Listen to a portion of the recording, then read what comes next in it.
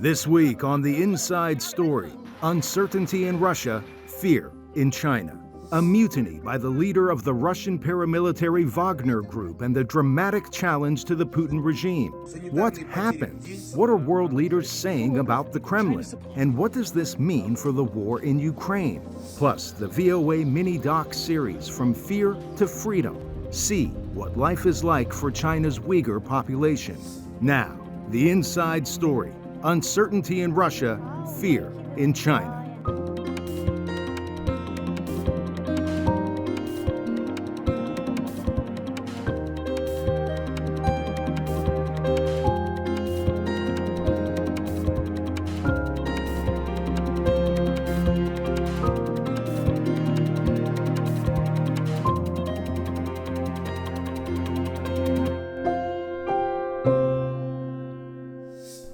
Welcome to The Inside Story.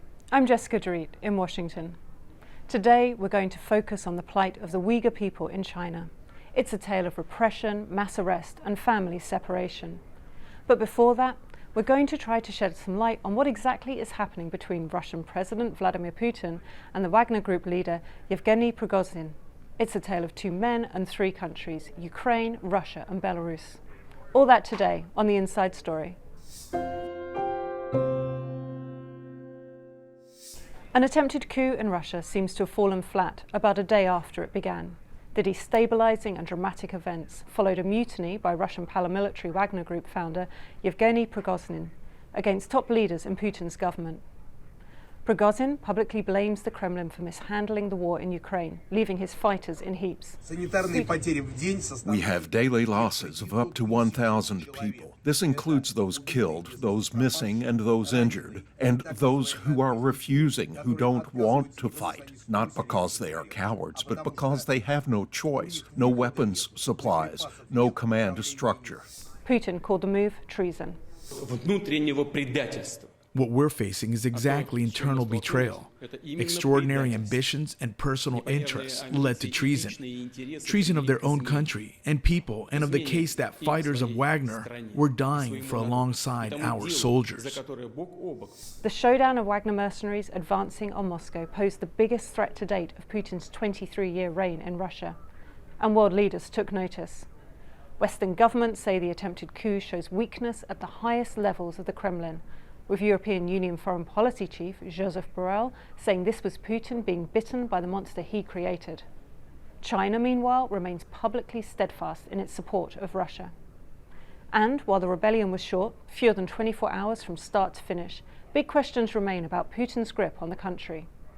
Not to mention what all this means for Ukrainians fighting on the front lines against the Russian military, widely believed to be demoralized.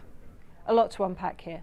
So let's begin with VOA White House correspondent Anita Powell for the reaction from Washington, and travel to VOA Moscow Bureau for the scene inside Russia. We'll then join VOA correspondent Heather Murdoch on the front lines in Ukraine. And we'll hear from VOA correspondent Henry Ridgewell, all contributing to this report. Over the weekend, Wagner Group chief Yevgeny Prigozhin halted his fighters' march just 200 kilometers from Moscow and accepted a Kremlin offer for him to go to Belarus. That, in effect, could neutralize him and his mercenaries. What this all means to Washington is another story. On Monday, questions continued to swirl. I think I'd be fibbing to you if I told you that there was some sort of big agenda item changed because of what happened over the weekend. We'll have to see how this plays out. He said President Joe Biden was briefed hourly on events over the weekend. And on Monday, Biden answered one critical question. We made clear that we were not involved. We had nothing to do with it. This was part of a struggle within the Russian system. In an address Monday, Putin appeared to question that. It was precisely this outcome, fratricide, that Russia's enemies wanted, both the neo-Nazis in Kyiv and their Western patrons, and all sorts of national traitors. Analyst Leon Aron told VOA that one thing is clear. I think the friendship is probably over. And the question is whether Putin can forgive Prigozhin. Now, the Belarusian leader, Alexander Lukashenko, probably does not sneeze before checking it with Putin. So whatever guarantees he gave to Prigozhin may not be worth the paper or the phone call. they were conveyed in. Prigozhin's troops halted their advance just a few hours from Moscow. In an audio statement released Monday, Prigozhin said he sent tanks in Moscow's direction to express our protest, not to oust the government. Anita Powell, VOA News, the White House. Wagner mercenary troops occupied the southern Russian city of Rostov-on-Don on Saturday for about 12 hours, encountering little resistance as they seized the local military headquarters. Russian officials have flooded the media with assurances that Putin emerged stronger from this short crisis. But international observers say on the contrary, the Russian leader's weaknesses have been irreversibly exposed. This destroys the myth that Putin had cultivated so hard of being completely in control and having a firm grip on power throughout the country. That is plainly no longer the case. And the Prigozhin incident sets an extremely dangerous precedent for power in Russia. Once other people see that this can be done and it can be survived, there will be other challenges. Now, the Russian authorities are working to cover up the tracks of the Wagner Group, which until last week was praised by Kremlin propaganda. Observers believe that whatever deal Putin has made with Prigozhin, a dark future awaits the mercenary leader. Whatever happens for the rest of his life, he'll be a man looking over his shoulder, because he will now be a marked man. He has challenged power in Russia and so far survived. The question is, for how long? Calm has returned, at least for the moment, to the streets in Russia. But after the acute crisis last weekend, analysts say the events of the last few days may be a precursor to something bigger. For the VOA Moscow Bureau, Jonathan Spear, VOA News. While many Ukrainians anxiously watched the recent chaos in Russia, hoping their foe would defeat or at least weaken itself, soldiers on the front lines battled on. They say there have been no observable changes in the field, and Russian forces continue to lob artillery at Ukrainians, who are now on the offensive. When we are on the offensive, conducting an assault, our artillery works first, and most of the Russian soldiers flee their positions. Only a few stay, maybe 2 or 3 soldiers, but then we throw a couple of grenades and that is the end. Like many soldiers fighting in Ukraine's weeks-old counteroffensive, he says he has overheard panicked Russian soldiers complaining about lack of ammunition and reinforcements. But soldiers also say the battles have been fierce, as Russian troops have had more than a year to build fortifications and devise strategies to hold this area. If you are monitoring the situation, you know that the offensive and the liberation of cities are not progressing as fast as we would like, but they are progressing quite well. Once a picturesque string of quaint villages, Ukraine's battle here is for what has become an abandoned wasteland.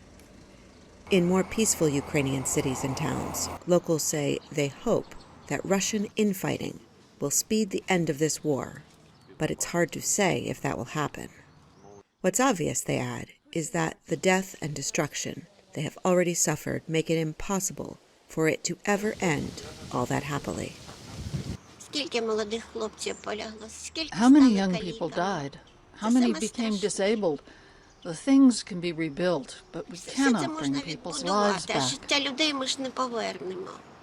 Besides more than a year of shelling, Zaporizhia has suffered from the destruction of the Kakhovka Dam that killed dozens and turned this region's reservoir into a massive desert, leaving locals to try to stave off what is now a looming food and water crisis. But in the combat zone, soldiers say as battles rage on, it's impossible to look beyond what they say is their most immediate goal. We are doing everything to make it end as soon as possible. I would say we're motivated. We want to go home.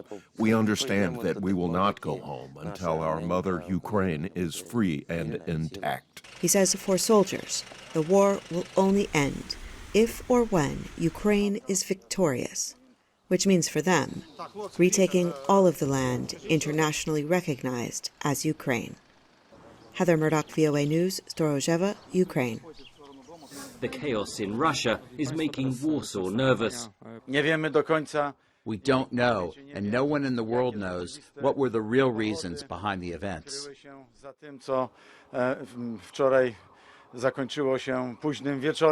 European Union Foreign Policy Chief Josep Borrell said the mutiny revealed weakness in the leadership of Russian President Vladimir Putin.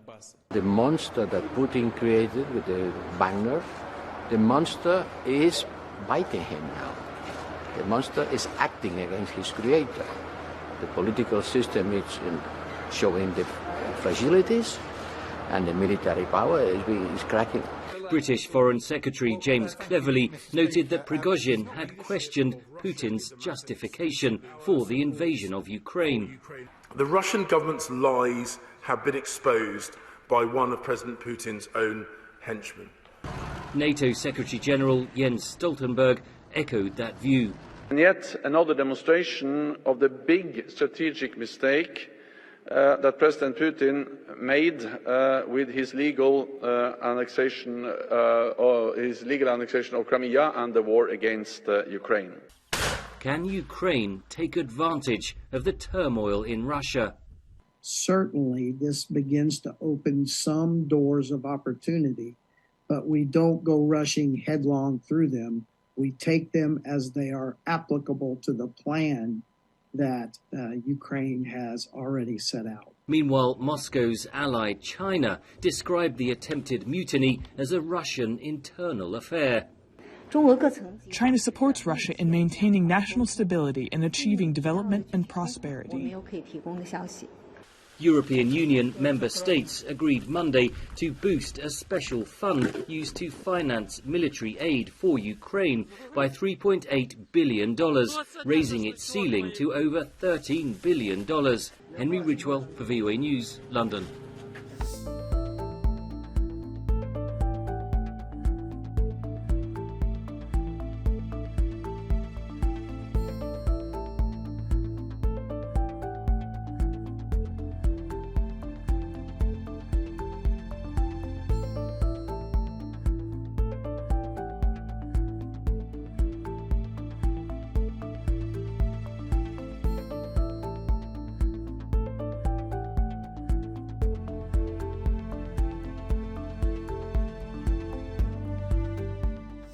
We'll continue to monitor the events in Russia, but now we move to China for a tale in 3 parts about the Uyghurs, an ethnic group living predominantly in Xinjiang, northwest China.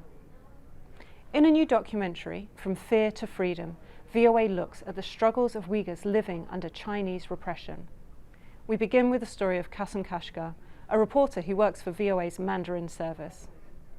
For decades, Kashgar lived in fear, first as a Uyghur in Xinjiang, where he was repeatedly questioned by police, and later as an exile, acutely aware that speaking out could put family in China at risk.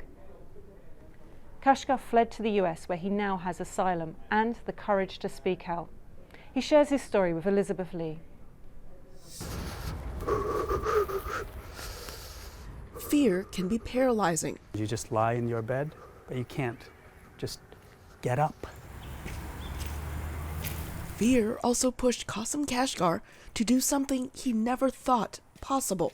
I didn't want to leave my home country. With Beijing persecuting Uyghurs in Xinjiang and police repeatedly calling him in for questioning, Kashgar fled China in 2017. He ended up in the U.S., eventually landing a job as a journalist at Voice of America. But the Uyghur reporter still feared what the Chinese government would do to his family back home if he wrote under his own name. I've seen dozens of friends, personal mentors, teachers, and some relatives being targeted. They had been interned, imprisoned, killed.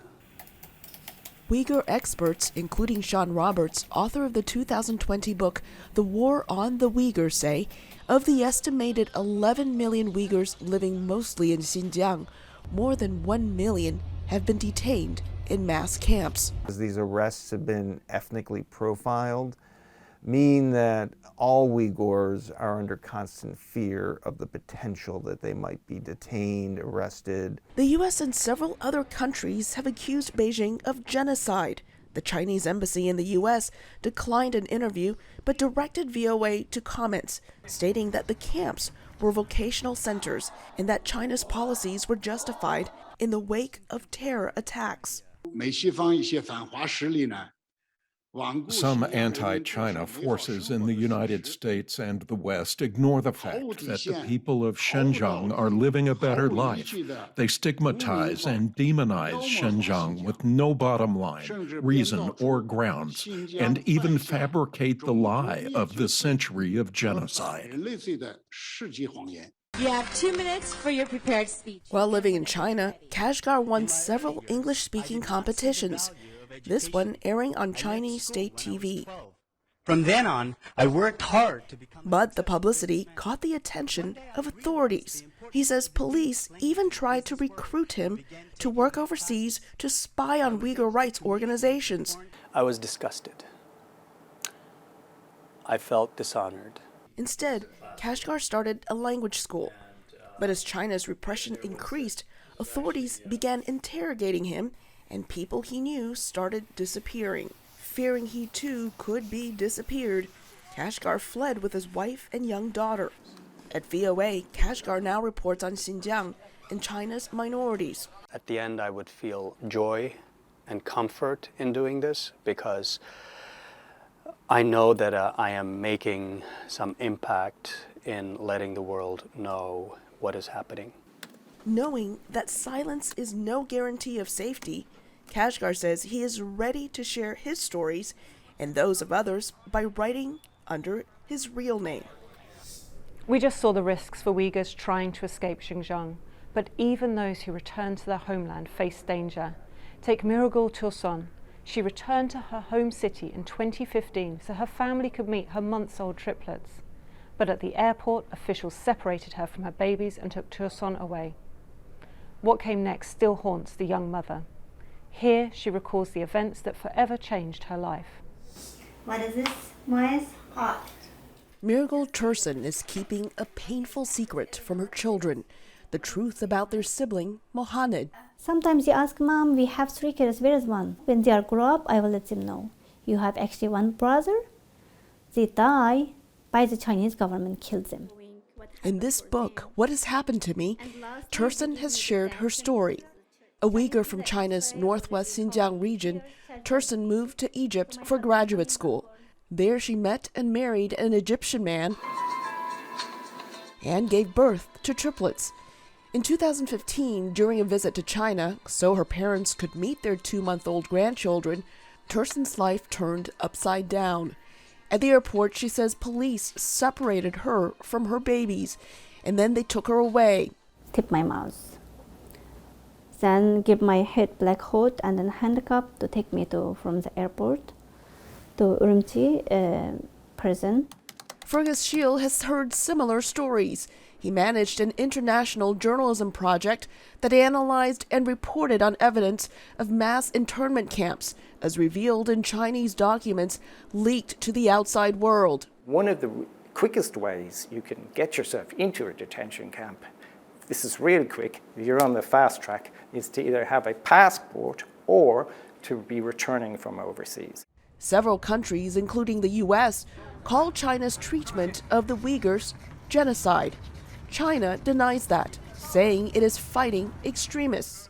From 1990 to 2016, there have been thousands of incidents related to violent terrorists, injuring innocents and creating tremendous losses.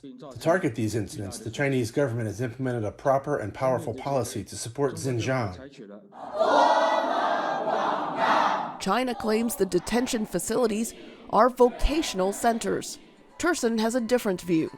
She spent close to 3 months in detention before the police briefly freed her, saying her children, Moaz, Alina, and Mohanad, were sick. She is still haunted by what was waiting for her. Your son, Mohanad, is passed away morning, so we put his body in the freezer. How my kids die in the morning, put in the freezer like ice cream. Shave my hair, give torture. Tursun says police detained her 3 times and tortured her with electric shocks. With help from the Egyptian embassy and her husband, Tursun was finally released from custody, 3 years after arriving in China.